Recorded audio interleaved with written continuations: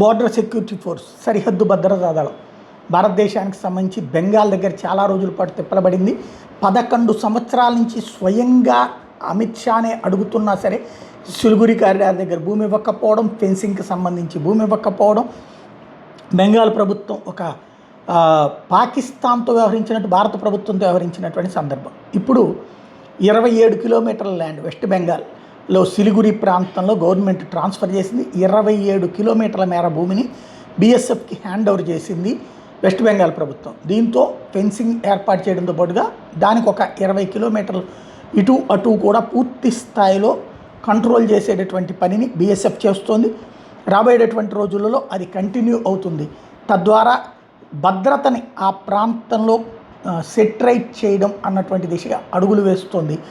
ఇంతకాలం పాటు మమతా బెనర్జీ అహంకారంతోనో లేదా అతి ప్రేమతో బంగ్లాదేశీల పట్ల ఆపుకొచ్చినటువంటి వ్యవహారం.